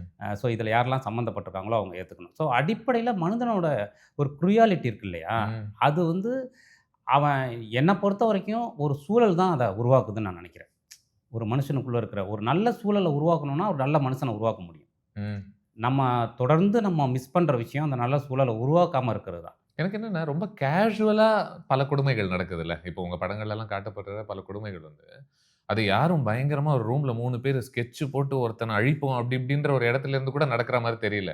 சர்வ சாதாரணமா குற்ற உணர்ச்சியே இல்லாம அவன் வீட்டுக்கு போய் அவன் பொண்டாட்டி பசங்களோட சந்தோஷமா வாழக்கூடிய நபர்கள் தலைமையில் இந்த மாதிரி வேலைகள்லாம் ரொம்ப சர்வசாதாரணமா நடந்துகிட்டு இருக்குன்னு நெனைக்கிறேன். ஏன்னா, சில படம்லாம் பார்த்துட்டு நம்ம நெனைப்போம், "அப்பா கவர்மெண்ட் எவ்வளோ மோசம், சிஸ்டம் எவ்வளோ மோசம்ன்னு." கவர்மெண்ட் சிஸ்டம்னு எதுவும் லைக் அதுக்குன்னு தனி உயிர் எதுவும் கிடையாதுல்ல. அங்க இருக்கக்கூடிய சில மனிதர்கள் தானே அத செஞ்சுட்டு இருக்காங்கன்னும்போது, அதனால எங்க எப்படி அவங்களால அ மாற முடியுது? கொஞ்சம் கூட ஒரு அது அது சார்ந்த ஒரு வருத்தம் கூட தெரிவிக்காத ஒரு மனநிலை எப்படி உருவாகுது? இல்ல அது ரொம்ப நம்ம இப்ப சமீபத்தில கூட ஒரு அ அடையார்ல வந்து ஒரு பாலியல் ரீதியான ஒரு தாக்குதல் நடந்து, ஒரு ம். 3 பேர ஒரே குடும்பத்த சேர்ந்த 3 பேர கொன்னாங்கன்னு ஒரு நியூஸ் படிக்கிறோம் இல்லையா நம்ம. இந்த மாரி நெறைய நியூஸ நம்ம கடந்து போறோம். ஒவ்வொரு நியூஸ் படிக்கும்போது நமக்கு தோன்றது நீங்க சொல்ற அந்த கேள்வி தான். ஒரு மனுஷனுக்கு எங்கேருந்து இப்படிப்பட்ட ஒரு விஷயம் உருவாகுது? நம்ம ம். கூட தானே இருக்கான் அவன். நம்ம ம். சக மனிதனா தானே இருக்கான். அவன் எங்க இப்படி மாறுறான் அப்படின்னு நம்ம யோசிச்சா, உண்மையிலேயே இன்னைக்கு இருக்கிற அது எப்பவுமே அது ஜாஸ்தியாயிட்டே போது. இந்த ஹேட் இருக்கு பாருங்க. அது ம். ரொம்ப ஜாஸ்தியா இருக்கு. அது வந்து எல்லா சின்ன சின்ன விஷயத்துலலாம் இருக்கு. பார்க்கிங்க்கு சண்டை போட்டுக்கிறாய்ங்க. ம். அ சின்ன சின்ன பிரச்சனை அப்போ ஒரு மனுஷன் இன்னொரு மனுஷன ஐய்யய்யோ! இவன் நம்மள சீட் பண்ணிருவானோ! இவன் நம்மள ஏமாத்திருவானோ! அப்படிங்கிற ஒரு எண்ணம் இருந்துகிட்டே இருக்கு. ஒரு ம். இன்னொரு நம்ம முந்திக்குவோம் அப்படின்னு நெனைக்கிறான். அல்லது இத எப்படி புரொடெக்ட் பண்ணணும்னு நெனைக்கிறான். அவன வந்து ஒரு சக மனுஷனா பார்க்கறது ஏன்னா எவ்வளவு என்ஜாயபிளான வேர்ல்டு பாருங்க இது. உண்ம. நம்ம சந்தோஷப்படுறதுக்கு எவ்வளோ விஷயம் இருக்கு. இல்ல. அதையெல்லாம் விட்டுட்டு இவைங்க தொடர்ந்து இந்த வெறுப்புல போய் உட்கார்ந்துக்கிறது இருக்கு பார்த்தீங்களா? அதனால தான் இந்த வெறுப்புக்கு எதிரா தொடர்ந்து படம் பண்ணணும்னு நான் நெனைக்கிறேன். இந்த வெறுப்புக்கு எதிரா பேசணும், படம் பண்ணணும். "டேய் சந்தோஷமா இருங்கடா, கொண்டாடுங்கடா லைஃப்ப" அப்படின்னு நம்ம சொல்றது இருக்கு இல்லையா? அதுக்காக தான் இத பேசிட்டே இருக்கணும்னு நெனைக்கிறேன். மயிலாடும் அத தான் பேசுது. பியூட்டிஃபுல். ம். இப்போ அ உங்களுடைய படங்கள் என்னதான் இந்த மாரி சீரியஸான இஷ்யூஸ் பத்தி பேசினாலும் கூடல, அந்த புரோட்டாகனிஸ்ட் அப்படின்ற ஒருத்தன் வந்துட்டு, வெறும் ஒரு கருவியாக மட்டும் அவன் பயன்படல, இல்லையா? அவனுக்கு அவனுக்கு ஒரு உயிர் இருக்கு, அவனுக்குன்னு ஒரு ஒரு சிந்தனைகள் உண்டு. வெறும் is not just a tool for the பாலிடிக்ஸ்ன்னு தான் நான் நினைக்கிறேன் நான். மேபி நீங்க 2 பேருமே அதை பத்தி சொல்லலாம். இந்த புரோட்டாகனிஸ்ட் உருவாக்கம் எப்படி இந்த கதைக்குள்ள இந்த இருக்கு? முத்துச்சிற்பி அப்படிங்கிறது இந்த படத்தில் வந்து ஹீரோவுடைய பேர் முத்துச்சிப்பி முத்துச்சிற்பி. சிற்பி. முத்துச்சிற்பிங்கிறது ம். தான் இந்த படத்துடைய நாயகனுடைய பேர். ம். ஒரு தீப்பெட்டி ஃபேக்ட்ரியில் வேலை பார்க்குற ஆள். ம். தீப்பெட்டி ஃபேக்ட்ரியில் வேலை பார்க்குற ஆள். ரொம்ப லைஃபோடைய ரொம்ப எளிமையாக இருக்கக்கூடிய ஒரு மனிதன். ம். ரொம்ப இன்னோசென்ட்டான ஒரு மனிதன். ஆனால் அப்படிப்பட்ட ஒரு மனிதனுக்குள்ள ஒரு வெறுப்பு எப்படி விதைக்கப்படுது? ம். அதாவது வெறுப்புனா, அவன் ஐயோ இது பதிலுக்கு நம்ம இதை பண்ணி ஆகணும், பண்ணலைனாக்கா நியாயம் கிடையாதுன்னு நினைக்கக்கூடிய ஒரு இடத்துக்கு அவன் எங்கே தள்ளப்படுறான்? ம். அவன் பதிலுக்கு என்ன பண்ணுறான்? அதுதான் நான் ரிவெஞ்ச் ஸ்டோரின்னு சொன்னேன். ம். ஸோ ரொம்ப ஒரு நம்பராக பார்க்கப்படுற ஒரு மனிதன், ம். என்னை எவ்வளோ நாள்டா நம்பராகவே பார்த்துட்டு இருப்பீங்க அப்படின்னு ஒரு வாய்ப்பு வந்தால் என்ன பண்ணுவான் அப்படிங்கிறது தான் விஷயம். ஸோ இப்போ ரொம்ப இன்னோசென்ட்டாக இருக்கணும் ஃபர்ஸ்ட் ஹாஃபில். செகண்ட் ஹாஃபில் ஒரு சின்ன அந்த கலர் மாறணும். ம். ஸோ இதுதான் இந்த கேரக்டருடைய பேசிக்கான விஷயம். சசி சாரை யோசிக்கும் போது இந்த ஸ்கிரிப்டுக்குள்ளே கொண்டு வரும்போது இந்த முத்துச்சிற்பியாக சசி சாரை பார்க்குறதுக்கு எனக்கு கொஞ்சம் கஷ்டமாக இருந்தது. ஏன்னா நான் சுப்பிரமணியபுரம் அதெல்லாம் பார்த்து கழுத்தை அறுத்த ஒருத்தவரை நல்ல வெறியான ஒரு முகமா தான் உங்களுக்கு ஒரு தெரிஞ்சிருக்கு. பார்த்த ஒரு கருடன் வெட்டிங்களே. ஆமாம் கருடன் அப்படி பார்த்த ஒரு ஸ்பேஸில் நான் ஆக்சுவலாக ஷூட் போகிறதுக்கு முன்னாடி இரா சரவணனுக்கு ஃபோன் பண்ணேன். ம். இரா சரவணன் தான் சாரை வந்து என்கிட்ட ஃபஸ்ட்டு அறிமுகப்படுத்தினது. இன்றைக்கி வரைக்கும் எங்களுடைய ஒரு நட்பு ஆழமாக இருக்கிறதுக்கு காரணம் வந்து இரா சரவணன் தான். ம். ஸோ அவனுக்கு நான் ஃபோன் பண்ணேன் ஷூட் போகிறதுக்கு முன்னாடி, டேய் சசி சார் இந்த படத்தோடைய கேரக்டர் டோட்டலாக வேறு, அவர்கிட்ட எப்பட்றா ஒரு ஓகேவா அப்படின்னு சொல்லி கேட்டேன். அப்போ அவன் சொன்னான், அண்ணே நீங்கள் வேறு, நீங்கள் வாங்க நான் வந்து உங்களுக்கு நந்தன் படம் போட்டு காட்டுறேன். அப்போ நந்தன் ரிலீஸ் ஆகுது, ம். நீங்கள் வாங்க அந்த படம் பாருங்கள், நீங்கள் வேறு எதுவும் பேசாதீங்க அப்படின்னு சொல்லிட்டு அப்புறம் போய் நான் படம் பார்த்தேன். படம் பார்த்த பிறகு அது பெரிய அதில் ஒரு சேஞ்ச் ஓவர் இருந்தது ம். சார்ட்ட. ஸோ அதாவது ஒரு ஆர்டிஸ்ட்டாக அவர் ஒரு கதைக்குள்ளே வர்றதுக்கு எவ்வளோ தயாராக இருக்கிறாங்கிறதுக்கு அந்த படம் ஒரு யாரும் நம்ம டீம்ல கூட சொல்லிட்டு இருந்தாங்க, நீங்க வர்றதுக்கு முன்னாடி, சார் ட்ரெய்லர் பாத்தீங்களா, அப்படியே நந்தன் மாதிரியே ஒரு ஃபீல் இல்ல அப்படின்னாங்க. பட் இது நந்தன் கிடையாது. புரியுது. கம்ப்ளீட்டாக சில பேர் சொல்கிறாங்க. பட் நான் இந்த இடத்துல முக்கியமாக சொல்கிறது இது நந்தன் கிடையாது. ஏன்னா அது டோட்டலாக வேற ஒரு படம், ம். இது டோட்டலாக வேற ஒரு ஸ்பேஸ். ம். ஸோ அந்த படம் பார்த்துட்டு பெரிய கான்ஃபிடென்ட் இருக்குது. அதாவது ஒரு ஆர்டிஸ்ட்டாக ஒரு எல்லாத்துக்குமே ஒரு கதைக்கு தயாராக இருக்காரு அப்படிங்கிறது. ம். அதே மாதிரி டூரிஸ்ட் ஃபேமிலி வந்தது. அது பார்த்தா கம்ப்ளீட்டாக வேற ஒரு ஸ்பேஸில் இருந்தது. ம். அதுவுமே ரொம்ப ஷட்டிலான ஒரு அழகான ஒரு ஸ்பேஸில் இருந்த ஒரு ம். ஃபிலிம். நீங்க ஹீரோயிசம் நீங்க எப்படி பாக்குறீங்க சசிகுமார் சார்? கேட்கணும்னு நினைச்சேன். ஏன்னா இப்போ டூரிஸ்ட் ஃபேமிலியாக இருக்கட்டும், ஓரளவுக்கு இந்த படம் கொடுக்கக்கூடிய ஒரு சாயலுமே எப்படி இருக்குன்னா, இவன் வந்து பயங்கரமான பெரிய பெரிய விஷயங்கள்லாம் நெஞ்ச நிமித்திக்கிட்டு போய் செய்யணும்னு அவசியம் இல்லை. சின்ன சின்ன விஷயங்கள் செஞ்சாலுமே அது ஒரு அதுதான் சார், 10 பேரை அடிக்கிறது ஹீரோயிசம் கிடையாது. அப்படி தான் நம்ம நினச்சிட்டு இருக்கோம். 10 பேரை நான் அடித்து ஜெயிக்கிறது ஹீரோயிசம் கிடையாது. அன்பால் ஜெயிக்கிறது கூட ஹீரோயிசம். ம். ஒரு ஹியூமனிட்டியால் ஜெயிக்கிறது தான் ஹீரோயிசம். இப்போ டூரிஸ்ட் ஃபேமிலி எங்கே அவ்வளோ கைதட்டு வந்துச்சு? நான் சண்டை போடல, எதுவுமே பண்ணல, ஆனால் கைதட்டினாங்க எங்கே? நான் ஹியூமனிட்டியை பேசுகிறேன். இப்படி ஒருத்தர் இருந்தால் எப்படி இருக்கும் அப்படின்னு எல்லாம் நினைக்கும் போது அவன் ஹீரோவாக்கப்படுறான். ம். மக்கள் மனதில் எப்படி ஹீரோவாக்கப்படுறாங்கன்ற ஒரு விஷயம். இப்போ வரைக்கும் எம்ஜிஆர் அவர்களை நம்ம இன்னும் ரசித்து இன்னும் சொல்லிக்கிட்டு இருக்கோம், பாராட்டுருக்கோம். எம்ஜிஆர் படங்கள்லாம் பண்ணியிருந்தோம். என்ன ஹீரோயிசம்? அவர் சண்டையை தாண்டி அவர் சொன்ன அந்த கருத்துக்களும் அவர் என்ன ஹியூமனிட்டிக்கு சொல்லியிருக்காருன்ற ஒரு விஷயம் தான் பார்க்கப்படுது. அப்போ 10 பேரை அடிக்கிறதுல வந்து ஹீரோயிசம் கிடையாது. இத்தனை நம்ம ஹியூமனிட்டியாக என்ன பண்ணுறோம், எப்படி இருக்கோன்ற, எப்படி வாழ்ந்து காட்டுறோம்ன்றது ஒன்று இருக்குது பார்த்தீங்களா? எப்படி வாழ்ந்து காட்டுறோம்ன்றது தான் ஹீரோயிசமாக நான் நினைக்கிறேன். நீங்கள் 2 பேருமே ரைட்டர்ஸ்ன்றதுனால கேட்குறேன். இந்த மாதிரி ஹீரோயிசம் எழுதுவது இன்னும் கடினமான ஒரு விஷயமா பார்க்குறீங்களா? பரவாயில்ல இந்த கமர்ஷியல் படங்களில் பார்க்கக்கூடிய ஹீரோயிசம் எழுதுவதை இல்லை, இதுவும் கமர்ஷியல் தான். நீங்கள் நம்ம என்ன நினச்சிக்கிறோம்னா அதுதான் இன்னும் மைண்டாகவே இல்லை. நான் கமர்ஷியல் எப்படி சொல்கிறேன்னா அந்த ஃபார்முலா அதுதான் ஒன்று. இப்போ சண்டை 10 பேர் சண்டை எதுவுமே இல்லாமல் நீங்கள் சொல்கிற ஒரு விஷயம் இருக்குது பார்த்தீங்களா? இப்போ டூரிஸ்ட் ஃபேமிலியிலும் சரி, எல்லா படத்தில் டூரிஸ்ட் ஃபேமிலியும் இதுலேயும் உங்களுக்கு பிடிக்கும், கை தட்டுவாங்க, எல்லாமே இருக்கும். அந்த அயோத்தியில் ஒரு அயோத்தியில் நான் எதுவுமே பண்ணல, சண்டை போடல, பேர் மட்டும்தான் சொன்னேன். அந்த பேர் தான் ஹீரோயிசம் ஆக்குச்சு. அது வரைக்கும் அவங்க நடிச்சிட்டு இருப்பாங்க. அதில் வந்து அவன் பேரை சொன்னோன்னே இவன் தான் மனிதம் தாண்டி ஒருத்தன் வந்து ஹெல்ப் பண்ணிட்டு இருக்கான் அப்படின்ற உதவி பண்ணுறவர் யாருன்னே தெரியாமல், என்ன ஏன் கை தட்டுறாங்கன்னா முகம் தெரியாமல் தன் எதுவுமே தெரியாமல் ஒருத்தவங்களுக்கு உதவி பண்ணிக்கிட்டு இருக்கான்ற ஒன்று இருக்கலாம். அங்கே தான் அது ஹீரோயிசம். கடைசி 10 பேர் அடிக்கல, கிளைமேக்ஸ் ஃபைட்டு கிடையாது, எதுவுமே இல்லை. அப்படியும் நம்ம காமிக்கலான்ற ஒரு இது விஷயம். கம்ப்ளீட்டாக நான் இதை ரொம்ப அழுத்தமாக சொல்லணும்னு நினைக்கிறேன். ஏன்னா நமக்கு வந்து ரொம்ப முக்கியமான இங்கே ஸ்பேஸ் என்னவா இருக்குன்னா, இந்த மாதிரி படங்கள் பண்ணும்போது அதை வெகு ஜனங்கள்கிட்ட கொண்டு போய் சேர்க்கறது முக்கியமாக இருக்குது. இப்போது இந்த மாதிரி ஒரு படத்துக்குள்ள சைத் சார் மாதிரி ஒருத்தர் வரும்போது அதுதான் நமக்கு ரொம்ப முக்கியமான டூலாக இருக்குது. ஸோ நமக்கு திரைக்கதையாக இருக்கட்டும், அது எடுக்கப்பட்ட முறையாக இருக்கட்டும். இப்போ மயிலாடு எடுத்துக்கிட்டிங்கன்னா கம்ப்ளீட்டாக ஒரு கமர்ஷியல் படம். குறிப்பாக சொல்லணும்னா இப்போ ராஜ்குமார் ஹிரானி படங்கள்லாம் ஒரு ஸ்பேஸ் இருக்குது பார்த்தீங்களா. ஸோ நான் வந்து ஒரு உதாரணத்துக்கு சொல்கிறேன் அதை. ஸோ அந்த மாதிரி ஒரு மிக்சிங்கில் இருக்கிற படம் தான் இது. இது கம்ப்ளீட்டாக வெகுஜனங்களுக்கான படம்.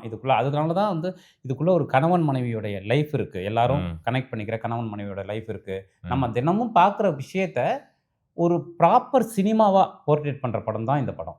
உங்களை சில கட்டாயத்துக்குள்ளெல்லாம் தள்ளியிருப்பாங்க கண்டிப்பாக. நீங்கள் படங்கள்லாம் இத்தனை வருஷம் எடுத்திருக்கீங்கன்னும் போது நிறைய தள்ளுவாங்க. அதெல்லாம் மீதி தான் வர வேண்டியது இருக்குது, அதெல்லாம் தள்ளுவாங்க. எங்களை மாதிரி ஆளுங்களுக்கு ஒரு படத்துக்கு ஒரு சென்சார் தானே இருக்கணும். எங்களுக்கு வந்து 4-5 சென்சார் உண்டு. அதாவது சென்சாருக்கு முன்னாடியே நாங்கள் ஒரு 4 சென்சாரை தாண்டி வரணும். ஸோ அந்த ஸ்பேஸ் இருக்குது. ஸோ அதெல்லாம் தாண்டி எடுத்துகிட்டு வர வேண்டியிருக்கு இந்த மாதிரி படங்களை.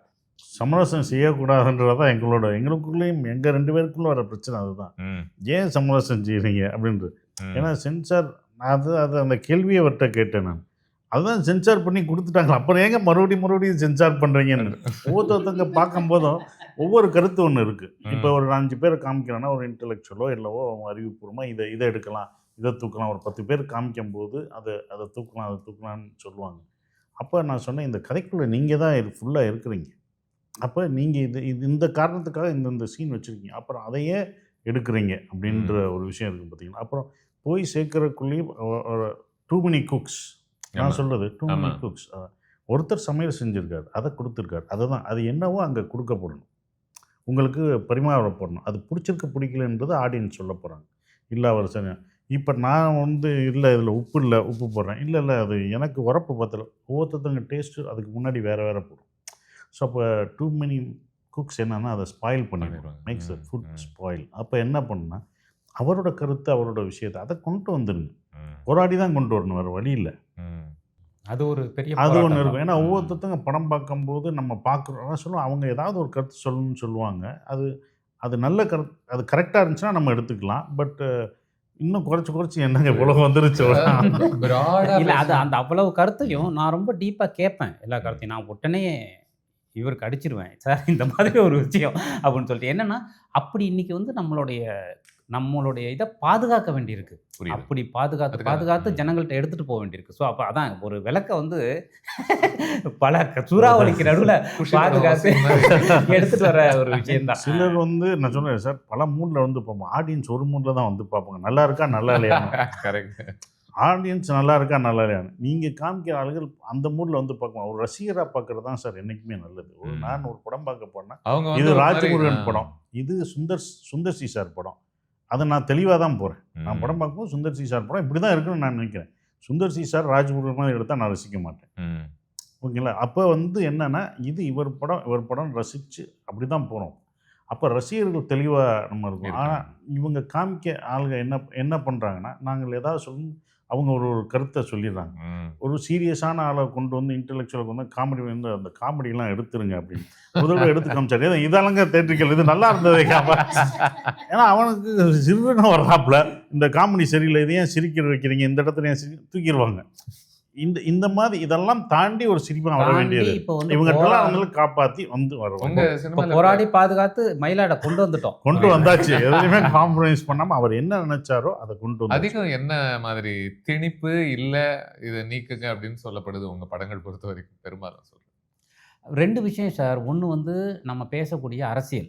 நான் ஏற்கனவே சொன்ன மாதிரி அந்த அரசியலை எப்படி நீங்கள் புரிஞ்சுக்கிறீங்கிறது ரொம்ப முக்கியம். நான் வந்து திரும்ப நான் வந்து ஜனநாயகத்துக்கான ஒரு குரலை வந்து ஒழிச்சிக்கிட்டே இருக்கணும்னு நான் நினைக்கிறேன். அது மட்டும்தான். புரியுது? ஜனநாயகம்னா என்ன அப்படின்னு உங்களுக்கு ஒரு கருத்து இருக்கும், எனக்கு ஒரு கருத்து இருக்கும். ஆனால் ஜனநாயகங்கிறது மக்களுக்கானது. அவ்வளோ மட்டும்தான் என்னோட கருத்து. புரியுதா உங்களுக்கு? மக்களுக்கானது. இந்த படத்தில் நீங்கள் எவன் ஒருத்தவன் உண்மையாக பாதிக்கப்பட்டானோ அவன் பக்கம் நீங்கள் நிற்கணும். அவ்வளவுதான் டெமோக்ரஸி. எஸ்போன்னு ஒரு ரைட்டர், ஈழ ரைட்டர் இருக்கார். அவர் சொன்ன ஒரு கோடு வந்து எப்போவுமே நான் ஒவ்வொரு ஸ்கிரிப்ட் எழுதும்போதும் அதை வச்சுக்குவேன்.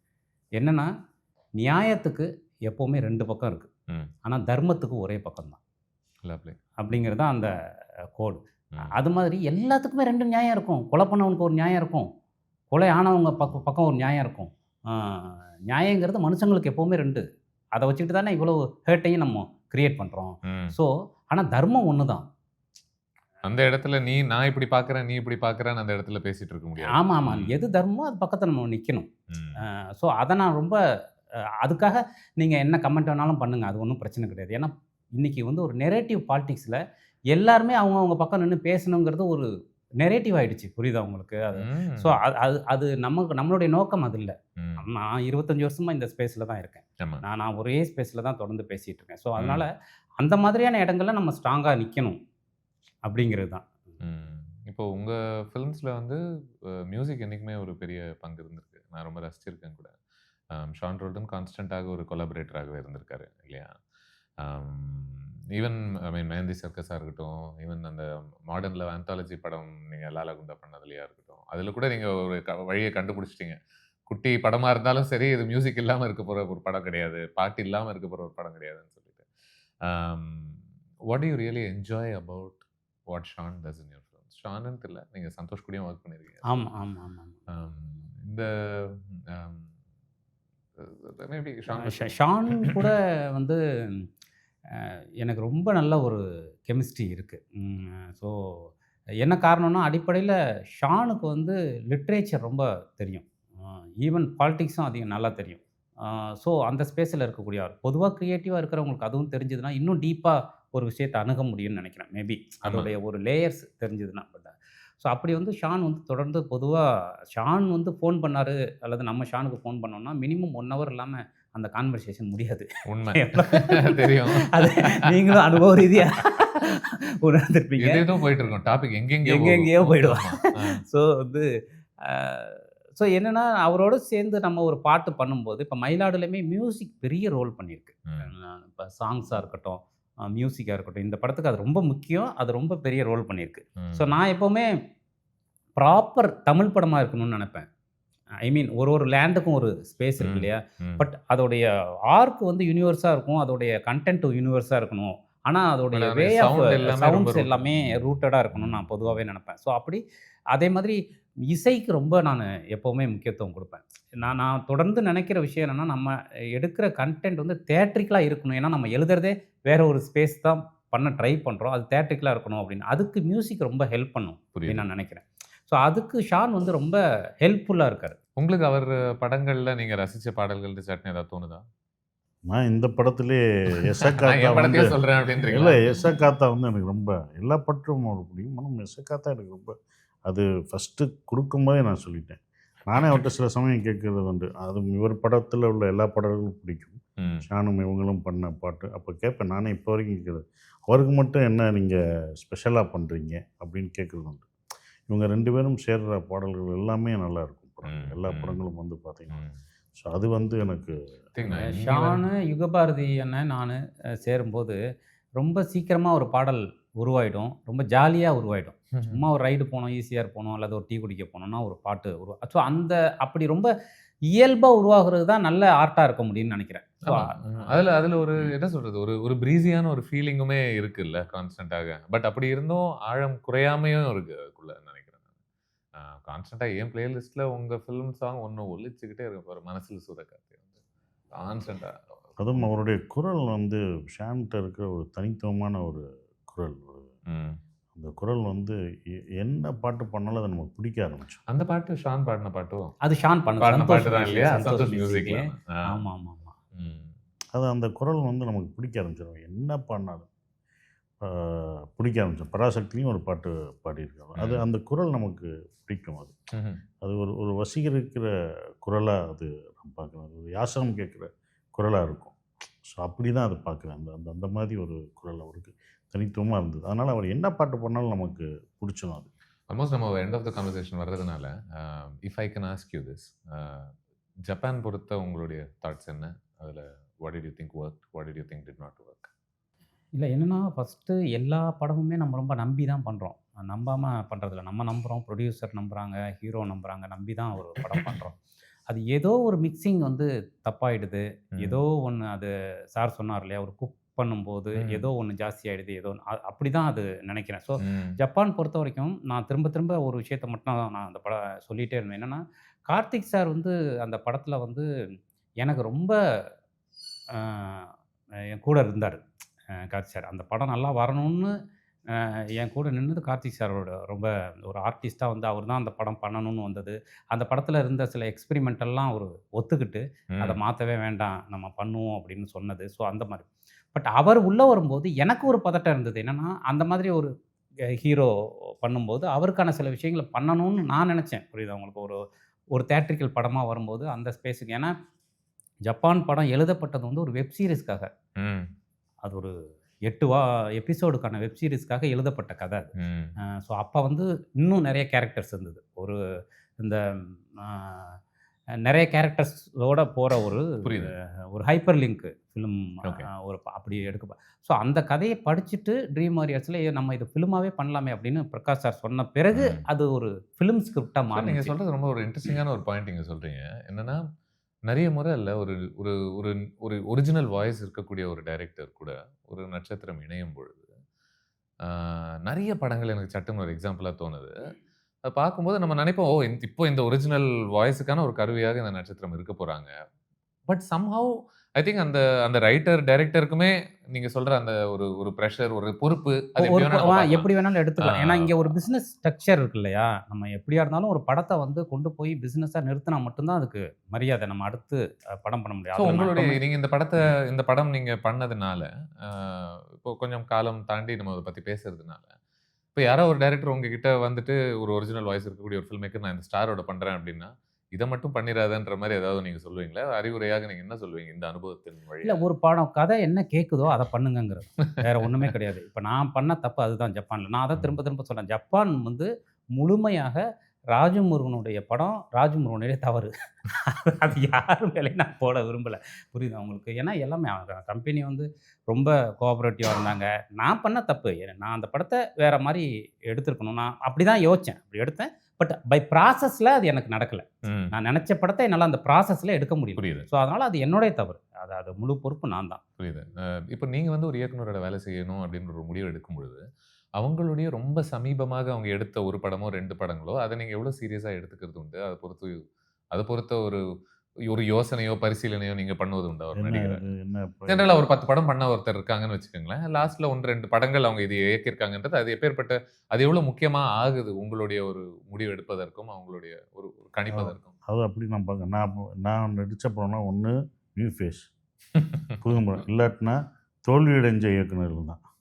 நான் வெற்றி அடைஞ்சு மறுபடியும் பண்ணது ஒரே ஒரு படம் தான். நாடோடிகள் வெற்றிக்கு அப்புறம் போராடி கனி இவருக்கு மட்டும்தான் நான் அப்படி பண்ணியிருக்கேன். பட் என் வாழ்க்கையில் நான் அப்படி தான் நான் பண்ணியிருக்கேன். நான் ஆனந்த குணனில் கூட நான் எழுதியிருப்பேன். இப்போ இல்லை, நான் ஒரு 15 வருஷத்துக்கு முன்னாடி நான் எழுதியிருந்தேன். அந்த வார்த்தை பலன் நினைக்குதுன்னு நினைக்கிறேன். நான் ஒரு 10 இயக்குநர்களுக்காக நான் வந்து புது இயக்குனர் நான் அறிமுகப்படுத்தணும்னு நினைக்கிறேன் அப்படின்னு சொன்னேன். அப்புறம் இன்னொரு கனிக்கு நான் சமுத்திரக்கனி வச்சு பண்ணுறவங்க ஏன் தோல்வி இயக்குனர் வச்சு எடுக்கிறீங்க அப்படின்னு சொல்லும்போது, நான் வந்து டுட்டோரியல் காலேஜ் வச்சுருக்கேன். நான் வந்து டுட்டோரியல் காலேஜ் ஏன் கணிக்கு அவர் ஒரு தோல்வி இயக்குனர். அப்போ வந்து அவர் நாடோடியில் பண்ணும்போது தோல்வி இயக்குனர். அப்போ எனக்கு இன்டர்வியூ கேட்கும்போது ஆனந்தவர்களுக்கு நான் அது இன்னும் ஞாபகம் இருக்குது. நான் வந்து டுட்டோரியல் காலேஜ் வச்சுருக்கேன், இங்கே வந்து ஃபெயில் ஆனவங்களுக்கு தான் நான் கொடுப்பேன். அப்போ என்கிட்ட வர்றவங்க ஃபெயில் ஆனவங்க தான் வருவாங்க, பாஸ் ஆனவங்க யாரும் வேறு காலேஜுக்கு தான் போவாங்க. டுட்டோரியல் காலேஜ் ஃபெயில் ஆனவங்க தான் வருவாங்க. ஸோ அப்போ அதுக்கு ஒரு இடம் இருக்குது அப்படின்னு ஒன்று இருக்குது பார்த்தீங்களா? ஸோ அதுதான் நான் வந்து இத்தனை காலங்கள் கடந்து வச்சிருக்குன்னு நினைக்கிறேன். தளர வேண்டாம், சசிகுமார் இருக்காங்கன்ற மாதிரி. ஸோ அப்படி தான் வந்திருக்கு. அது சொன்ன வாய்மூர்த்தம் பலிச்சதான்னு அப்போ இருந்து பார்த்தீங்கன்னா அதுதான் நடக்குது. ஸோ அது நான் பார்க்கறதில்ல, கதையை தான் பார்க்கணும். நீங்கள் வந்து ஒரு இயக்குனர் ப்ரீவியஸாக என்ன அவர் இயக்குனர் அதுக்கு முன்னாடி சக்ஸஸ் தானே பண்ணியிருப்பாங்க. ஒரு படம் தான் தோல்வியை தவிர அந்த இயக்குனர் என்னைக்கும் தோக்க மாட்டார். அந்த படம் என்னைக்குமே நான் ஒரு படம் பண்ணேன்னா தோல்வி இயக்குனர்னு சொன்னாலே ஒரு மாதிரி கசப்பா இருக்கு. தோல்வி இயக்குனர் அவர் பண்ண படம் அவர் பண்ண படங்கள் தான் தோல்வியை தவிர அந்த இயக்குனர் தோல்வி அடைய மாட்டார். அவர் கிடையாது. அவருக்கு வேற ஸ்கிரிப்ட் பண்ணும்போது அதை ஜெயிப்பார். ஸோ அந்த படம் தான் அவருக்கு தோல்வியை தவிர அதுக்கு அடுத்த படங்கள் ஜெயிக்கலாம். ஜெயிப்பார் இப்படியெல்லாம் இருக்கலாம். அப்படி தான் நான் பார்க்குறேன். ம். ஸோ அது அவரோட தோல்வி அந்த இதெல்லாம் இவர் தோல்வி அடைஞ்சிருக்காரு, இந்த படம் பண்ணியிருக்காரு, அதெல்லாம் மைண்டில் இருக்கு. இந்த கதை என்ன பண்ணியிருக்காரு, இந்த கதை எனக்கு இம்ப்ரெஸ் பண்ணுதா, இது எனக்கு பிடிச்சிருக்கா, அப்படி தான் பார்ப்பேன். அப்படி தான் எனக்கு பிடிச்சிருக்கு. சூப்பர். நீங்க செம ஃபேஸ்ல இருக்கீங்க ஒரு நடிகராக. கடந்த ஒரு 3-4 படம் வரிசையா சொல்லிட்டே வரலாம்னு நினைக்கிறேன். Very interesting films. அது அது அப்படியே தொடரட்டும் இந்த படத்தின் வழியாகவும். இந்த படத்தில் வந்து எனக்கு இன்னொரு ஒரு சர்ப்ரைஸான ஒரு நான் சொல்ல வேண்டிய கொலாபரேஷன் வந்து நீரவ் சாரோடது. நீரவ் சார் வந்து இந்த படம் உங்களுக்கு நீரவ் சார் பற்றி அவர் பண்ண ஒரு ட்ராக் ரெக்கார்டு வந்து ஒரு பெரிய ஸ்பேஸ் இருக்குது. பட் இந்த படம் வந்து அவருக்கே ஒரு ஒரு நீரவ் சாரோட இன்னொரு பேஜ்னு சொல்லலாம் இந்த படத்தை. எந்த விதத்தில் சொல்கிறீங்க? ஒரு ரொம்ப ரூட்டடான ஒரு ஃபிலிமு, ஒரு ரூட்டடான ஒரு ஃபிலிமு, அதுக்குள்ளே சட்டையர் இருக்குது. ஸோ மேபி இது அவர் பண்ணாத ஒரு ஜேனர்னு சொல்லலாம். அவர் நிறைய பண்ணிட்டாரு. பட் இந்த படத்தை வந்து அப்படி அணுகலாம் அப்படின்னு நினைக்கிறேன். ஸோ அந்த ஸ்பேஸில் அவரோட ஒர்க் பண்ணது வந்து எங்களுக்கு ரொம்ப நல்ல எக்ஸ்பீரியன்ஸாக இருந்தது. நீரவ் சாருக்கு இதுக்கு முன்னாடி நான் லாலா குண்டா பொம்மைகள் பண்ணியிருந்தேன் அமேசானுக்கு. ஸோ அதுலேருந்து அவரோட எனக்கு ஒரு நல்ல நட்பு இருந்தது. அவர் வந்து ஒரு ஃபிலிமை பார்க்குற விதம், அவர் ஒரு கிராஃப்ட் அணுகிற விதம், அப்புறம் ஒரு டைரக்டரோட அவர் ஒர்க் பண்ணுற விதம் அப்படிங்கிறது வந்து உண்மையிலேயே ரொம்ப எக்ஸலண்ட்டான ஒரு இப்போ இந்த யதார்த்த படங்களுக்குள்ள இல்லை. ஏன்னா ஆஃபன் எப்படி பார்க்கப்படுதுன்னா ஒன்று எஸ்தட்டிக்காக இருக்கும், இல்லை ரொம்ப ரூட்டடாக ரியலிஸ்டிக்காக இருக்கும் அப்படின்றது தான் பார்க்கப்படுது. பட் இதுக்குள்ள பண்ணக்கூடிய ஒரு எஸ்தட்டிக் வேலைகள்லாம் எப்படி இருக்குன்றதா நீங்கள் பார்க்குறீங்க? நீங்கள் I mean what you get out of this? நிச்சயமா. ஏன்னா இதில் ரொம்ப முக்கியமாக நம்ம ரொம்ப இந்த ரூட்டடாக இருக்கக்கூடிய எளிமையான மனிதர்களை பற்றி பேசுகிறோம் இல்லையா? அவங்க வறுமையில் இருக்கிற ஒரு மனிதர்கள். பட் வறுமைன்னு உடனே நம்ம வந்து அவங்கள பற்றி வச்சிருக்கிற ஒரு திங்கிங் இருக்கு இல்லையா? அப்படி இல்லை. ரொம்ப அழகியலான வாழ்க்கை அது, ரொம்ப ஈஸ்தட்டிக்கான வாழ்க்கை. நான் எப்போவுமே அதை நினைப்பேன். நீங்கள் குக்கூலேருந்து எடுத்துக்கிட்டிங்கன்னா நான் வந்து ரொம்ப அவங்களுடைய கொண்டாட்டங்களை, அவங்களோட அழகியலை தான் நான் முன்னிறுத்தணும்னு நினைப்பேன். அதுதான் ரொம்ப. மயிலாடும் அப்படி தான். மயிலாடு வந்து ரொம்ப ஈஸ்தட்டிக்கான ஒரு ஃபிலிம். ஸோ அதுக்கு வந்து நீரவ் சாரோடைய ஒர்க் தான் பெரிய ஹெல்ப் பண்ணியிருக்கு. அந்த லைஃபுக்குள்ளே இருக்கிற ஈஸ்தட்டிக்கை எடுத்துகிட்டு வரதுக்கு ரொம்ப ஹெல்ப் பண்ணியிருக்கு. ஸோ அதை ரொம்ப முக்கியமாக சொன்னேன்னா நம்ம ஆட்கள் உடனே புரிஞ்சுக்கிறது என்னென்னா ட்ரை அப்படின்னு ஒரு வார்த்தை. ரொம்ப ட்ரை என்னமோ நம்மெல்லாம் வந்து அண்டார்டிகாவில் இருக்கிற மாதிரி அப்படின்னு ஒரு ஸ்பேஸ் யூஸ் பண்ணுறது இருக்கு இல்லையா? அப்படி. ஸோ அது இல்லை, ரொம்ப இஸ்தட்டிக்கான ஒரு ஃபிலிம். நீங்கள் கரெக்டான ஒரு வார்த்தையை சொன்னீங்க. ஐ லுக் ஃபார்வர்ட் டு வாட்சிங் தி ஃபிலிம் கண்டிப்பாக. And I wish you both the very best with this film. Thank you. That's all my லாட்னு சொல்லிடலாமா? கிரேட். தேங்க்யூ சுதீர். உங்களோட வந்து என்னென்னா சுதீரோடைய எப்போவுமே நான் வரும்போதே நினச்சேன் லாங் கான்வர்சேஷன் அப்படின்னா ரிலீஸ்க்குள்ளே முடிஞ்சிருமா அப்படின்னு. ஏன்னா உங்களோட ஸ்பெஷாலிட்டியே வந்து இந்த லாங் கான்வர்சேஷன் ரிவ்யூவுமே அப்படி பண்ணுறது இருக்கு இல்லையா? அது வந்து ரொம்ப டீப்பாக இருக்குது. நான் வந்து உங்களை பார்த்தா சொல்லணும்னு நினச்சேன். ஐ திங்க் நான் இந்த இன்டர்வியூக்காக சொல்லலை. எந்த ஆட்சேபனையுமே இல்லை. ஐ மீன் ஏன்னா இந்த ஸ்பேஸில் வந்து பண்ணுறதுங்கிறது ரொம்ப ரேராக சில பேர் தான் பண்ணுறாங்க. ஸோ இந்த இப்போ பண்ணுறது கிரேட். உங்களோட நீங்கள் சொல்கிற அதே கன்விக்ஷன் தான் நினைக்கிறேன். நமக்கு இது பிடிச்சிருக்கு, இப்படி தான் பண்ணுறதுல நமக்கு அர்த்தம் உள்ளதாக நமக்கு தோணுது அப்படின்னு சொல்லிட்டு. Thank you so much. Thank you. Feb 14 வருதா? 13th அன்னைக்கு ரிலீஸ் ஆகுது. Okay, super. All the very best with the film. மறுபடியும் நம்ம சந்திப்போம். தேங்க்யூ.